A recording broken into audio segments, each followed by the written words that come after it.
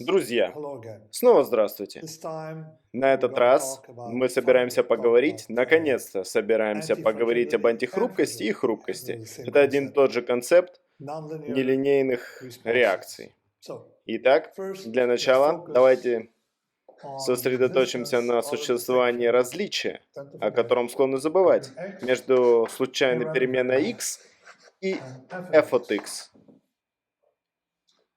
f от x, f это функция x. Это может быть дождь в Испании, и это будет выручка водителя Uber. X может быть воздействием, а f от x – ваша реакция на него. X может быть фондовым рынком, а это мои прибыли и убытки. Это может быть симметричным, а это может быть перекошено вправо, перекошено влево. Антихрупкая будет перекошена вправо, как вы видите. Хрупкая перекошена влево. Так, тут у нас расхождение между x и f от x. Иногда вы замечаете его, когда беспокоитесь, какой эффект может оказать на вас что-то. А иногда нет. Так множество людей пытаются предсказать x вместо предсказывания f от x. Эту ошибку совершает множество людей. Не просто такие пустомели, как Тетлок. Ее делало много-много-много людей. Иногда x может быть непредсказуемым, f от x может быть предсказуемым. И прогнозирование x имеет едва ощутимый эффект на прогнозирование f от x во многих-многих условиях, когда у вас есть выпуклости и нелинейности. Итак, это центральное различие между x и f от x. Это номер один. Теперь позвольте мне обсудить антихрупкость и хрупкость в очень простых понятиях.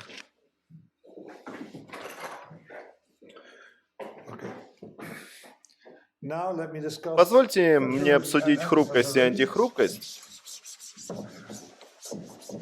по отношению к такому представлению. Сделаем заявление. Все хрупкое не любит изменчивость. Мы разберем антихрупкое позже. Почему? Почему оно не любит изменчивость? Давайте возьмем это для примера. Есть для него какие-нибудь выгоды? Нет. Случайные события. Неважно, какой будет x, f от x для него будет отрицательным или нейтральным. Итак, тут у нас нелинейность, фундаментальная нелинейность и отрицательная нелинейность для вещей, которые не любят изменчивость. И давайте попробуем объяснить хрупкость и структуру мира, основываясь на такой нелинейности. Теперь позвольте мне начать с кофейной чашки, как примера. Это x означает воздействие, f от x это эффект воздействия на кофейную чашку. Он будет примерно таким. Если немного сгладить, это будет своего рода перевернутая S-образная кривая. Тут чашка бьется и далее. Здесь это будет вогнутая, и здесь это будет выпуклая. Это довольно широко распространено. Мы собираемся рассмотреть это на примере выплат от опционов и реакций на дозу в медицине, где могут быть разновидности этого явления, обычно противоположные. Так, интересная вещь, если я, скажем, это величина вреда, окей, 1 не ломается, я говорил, это нелинейно, 2 это ломается, выше, чем 2, чуть выше, чем 2 это ломается, окей, 3, оно определенно ломается, знаете, воздействие величиной 3, оно ломается, окей? Скажем, у нас будет воздействие величиной 0, 0, 0, 0, 0, 0, 3. Окей? Какое будет среднее значение? Среднее это 3 разделить на 6, это будет 0,5. Сломается ли это? Да. Теперь, если сделать это в любой другой форме, у нас есть величина 0,5, 0,5, 0,5, до того же среднего 6 раз, это не сломается. Итак, тут у нас встроенная симметрия. Это делает среднее значение x полностью нерелевантным, так как f от x нелинейно. Все хрупкое имеет свойство, которое мы увидим очень ясно. Это вогнутое, оно превратится в выпуклое позже, но не будем волноваться об этом.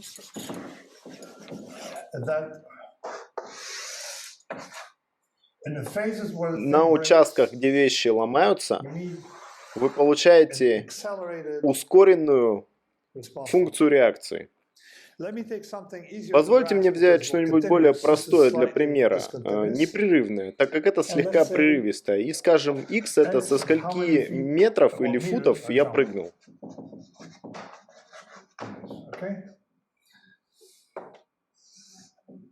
Скажем, 10 метров. Тут у вас будут травмы. Вообще-то повреждения наступят даже раньше 10 метров. Скажем, это 7 метров. 1 метр? Ничего, правда? Ничего. Так, если вы прыгаете 7 раз с 1 метра, вы не получите травм. 1 раз 7 метров гораздо хуже, чем 7 раз с 1 метра. Так у нас получается, что f от 7 гораздо хуже, и это сфера отрицательных воздействий. Скажем, мы начинаем с f от x, это 0. Ваши условия гораздо хуже, чем 7 f от 1. Мы можем очень просто оформить эту нелинейность так.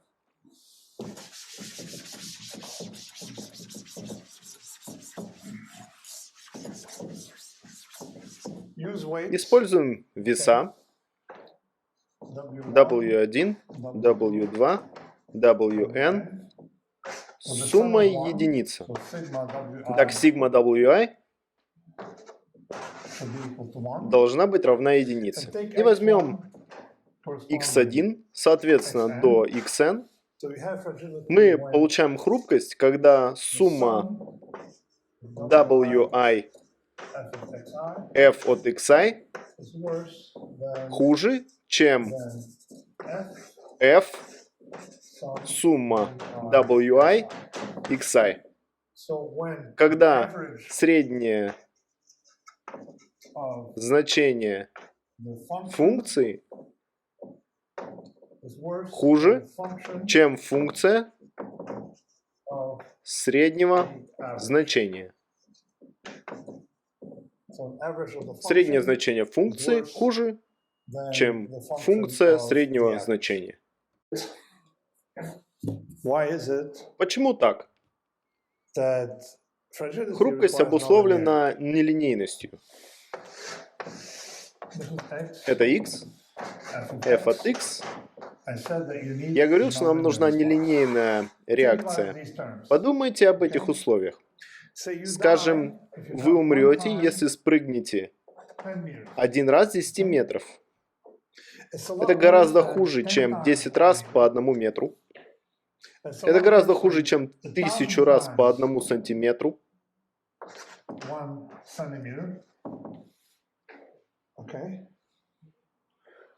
Или 10 тысяч раз по 1 миллиметру.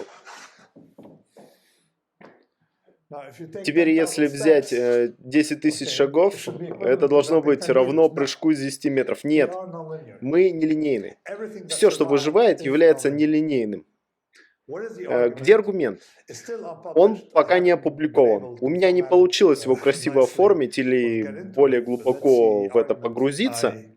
Но давайте рассмотрим аргументы, которые я вывел, когда соединил хрупкость с нелинейностью.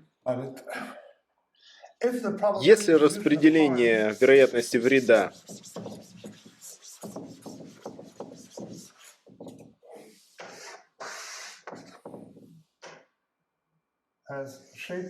имеет вот такую форму, это вред. У вас будет низкая вероятность вреда. Вы гораздо более вероятно прыгаете 1 миллиметр, прогуливаясь, или 1 сантиметр, что-нибудь маленького порядка, чем прыгаете с 10 метров. То есть это не будет случаться часто.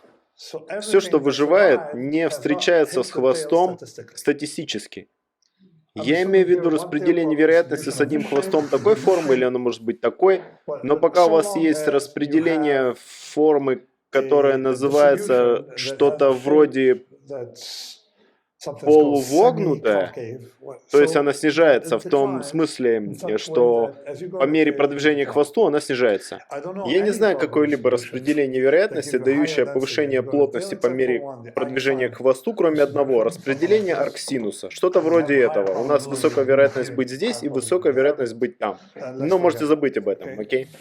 Так, вещи обычно следуют такому типу стандартного распределения вероятности в хвосте. Здесь я показал несимметричные, они могут быть симметричными, та же история. Нам важен этот хвост. Распределение вероятности вреда имеет хвост, вы получаете нелинейную реакцию благодаря эффекту выживаемости или ошибки выживаемости, если хотите. Те люди, которые были линейные к вреду, уже мертвы, окей? Просто потому, что вы получаете во много раз больше воздействий тут, чем получаете здесь. То же самое, скажем, с финансовыми учреждениями. Финучреждение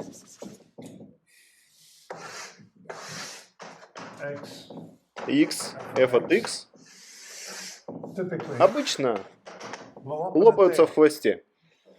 Почему они лопаются в хвосте? Потому что если бы их реакция была линейной, они бы показывали слишком много изменений на ежедневной основе. Так, обычно если учреждение не показывает много изменений в обычный или даже слегка напряженный рыночный день, а потом происходит что-то из ряда вон, они делают с вами Фенни Мэй. Это то, как я увидел в 2003 и говорил всем, кто хотел меня слушать, что Фенни Мэй банкротится. Потому что я видел ускоренное воздействие в хвосте. Позже, когда мы выведем эвристику для измерения хрупкости, вы увидите, что если вы имеете ускорение вреда в хвосте, вы ультрахрупкий, и распределение с толстым хвостом – это то, что происходит. Это был случай с банковской системой, и это же случай со множеством компаний. Но не все компании имеют такую форму. Некоторые люди не обладают большими нелинейностями в хвосте. Редко. Так или иначе. Итак, до сих пор мы сохраняем нелинейность, ассоциированную с хрупкостью. Давайте применим это к климату. Тот же график. X, какой угодно, любое загрязнение, не предназначенное для выброса в атмосферу. Для малого количества это не делает разницы. Большие количества. И в приложении к «Черному лебедю» я говорил, окей, загрязняйте сколько угодно, в как можно большем количестве неконцентрированных источников. Это был мой аргумент. Вот что еще интересно. Джеффри Уэст в медицине собирается работать, я полагаю, над дозировкой. Тем, как мы можем рассчитать реакцию на дозу, детектируя наклон f от x. Может быть, это сложно. Я написал кучу публикаций, включая одну, вообще-то две на данный момент в медицине. И позвольте мне объяснить антихрупкость, чтобы люди лучше поняли антихрупкость, гораздо лучше. Они поймут это. А я понял это из опционной теории.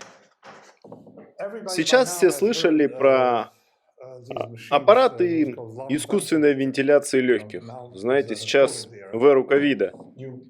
Вы даете пациенту 100% требуемой дозы, и большое количество пациентов не выживают. Вот.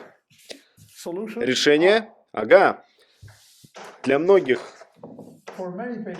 пациентов уровень выживаемости гораздо выше, если вместо 100% вы даете одну половину 80 и одну половину 120. Окей?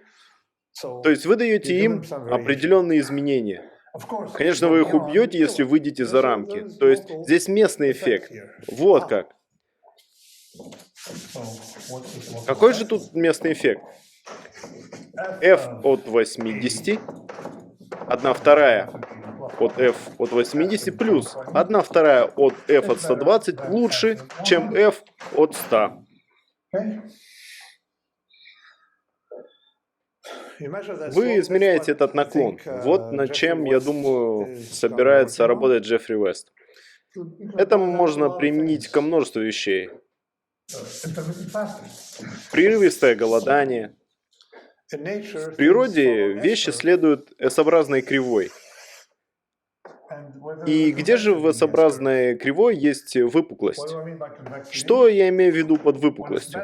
Так это то, что лучше я дам вам 0 и очень много, чем половину. Выпуклая функция – это x0, x0 плюс дельта, x0, извиняюсь, минус дельта, плюс дельта. F от x0 плюс дельта, плюс F x0 минус дельта, выше половина от этого. F от x0. Это выпуклая. Вот такая будет форма. Итак, давайте используем то же самое, тот же пример. Помните? У нас есть 100. И лучше получить 120 и 80. Применимо к опционам. Опционам. Скажем, call со страйком на 100. Я предпочту, чтобы рынок занял цену 120 половину времени, и затем 80 другую половину. При том же среднем, в данном случае в 100. Чем все время цена будет 100. Так, call с конечной ценой 120. Это стоит $20. Плюс call с конечной ценой 80. Strike 100. Конечная цена 80. Это стоит 0. 1/2. Лучше, чем call с конечной ценой 100. Когда рынок на сотни. Другими словами, у вас есть платежная функция, и вы можете увидеть выпуклость в этой хвостовой функции.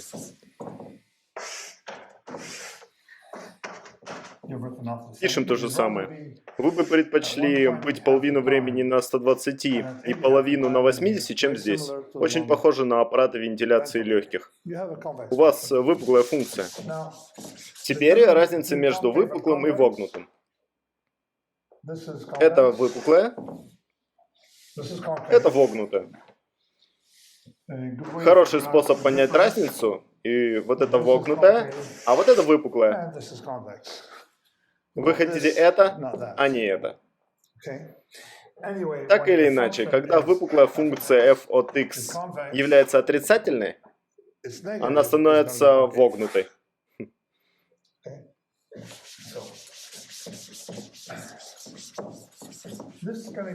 Это может объяснить вогнутость, может объяснить множество вещей. Я показал S-образную кривую. Все, что начинается с нижнего уровня, будет выпуклым. Все, что имеет верхнее ограничение, по мере приближения к этому ограничению, будет вогнутым. Так у вас получается S-образная кривая, и что посередине, какая разница. И, конечно, если вы поднимаете тяжести, вы заметите вогнутую отдачу в конце, и, скорее всего, это окажет воздействие, которое увеличит побочные эффекты, чем бы вы ни занимались. Так что лучше держаться от этого подальше. Та же ситуация с химиотерапией, то же самое с радиацией. Тут S-образная кривая, и вам лучше быть подальше отсюда, так как побочные эффекты будут все серьезнее. Это S-образная кривая, которую можно сделать более сложной, объединив несколько S-кривых вместе, на участке, где эффект начинает снижаться. Уикенд в Филадельфии лучше, чем ничего, но, как повторял Ука Филдс, который жил в Филадельфии, за первое место Уикенд в Филадельфии, за второе два уикенда в Филадельфии. Другой случай, когда мы имеем вот такую форму кривой. Выпуклая, вогнутая, и затем снова выпуклая, потому что вы к тому времени мертвы от передозировки.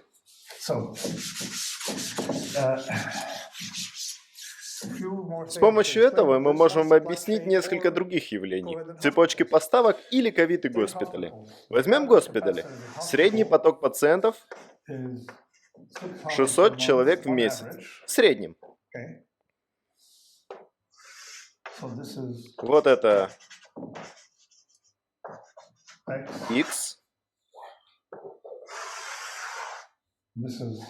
Это f от x пациентов в госпитале. Это среднее значение, но если ваш x будет вот таким, с такими периодическими всплесками, госпиталь не справится при том же среднем значении. Будут серьезные последствия, и это то, что произошло с ковидом. Много людей может погибнуть в автокатастрофах. Так вы можете распознать оптимизированную систему. Это объясняет, почему вы будете обладать гораздо большим местом для ошибки, если будете иметь большую избыточность системы. Цепочки поставок имеют те же самые проблемы. Даже более легкий пример. Скажем, в среднем за 3 года, первый год, второй год, если люди будут покупать по 100 единиц в год, цепочка поставок справится. Но если за первый год они не купили ничего, а во второй год купят 200, цепочка поставок не сможет с этим справиться. Как в большом кинотеатре с маленькой дверью. Это нелинейность. Так, на данный момент я объяснил множество вещей. Антихрупкость доступна в участке, в определенном диапазоне, где вам нравится изменчивость до определенного предела. В опционах она в своем роде неограниченная, но не вполне. Позвольте мне солгать вам и сказать, что она не ограничена, но в реальной жизни вы получаете S-образную кривую, где-то выпуклую, вогнутую в остальных местах. Вообще-то, я уже соврал тут. На самом деле, прыжок с 1 метра будет полезен для ваших костей. Вы антихрупки по той причине, что получаете пользу от небольших, знаете, как в поднятии тяжести. Если вы поднимете 0,000, а затем 100 фунтов, гораздо более полезно, чем 10, 10, 10, 10, 10 раз. Полагаю, тут должно быть около 10 или 9 нулей. 1, 2, 3. 9 нулей и сотня. Полезнее поднять 100 фунтов один раз, чем 10 раз по 10 фунтов. Таким же образом, немного прыгать – это хорошо. Скажем, лучше прыгнуть 1 метр, чем много раз по миллиметру. Это будет полезно для ваших костей. Но это не сработает, если вы спрыгнете со 100 метров. Вот почему множество людей неправильно используют идею антихрупкости. Итак, это первая нетехническая презентация идеи, лежащей в основе хрупкости, понятия хрупкости, которого не существовало ранее в совокупности с нелинейностью функции, любовью к изменчивости и определенным воздействиям, всей областью явлений, объединенных с этим. Это первая презентация. Мы позже вернемся к этому с более техническими вещами. как это может быть довольно техническим, потому что эта нелинейность вообще-то объясняет, почему вы можете получить жирные хвосты, и почему распределение f от x может быть крайне толстохвостым, даже если x распределена тонкохвостой или гауссово. Спасибо, что слушали, и великолепного дня!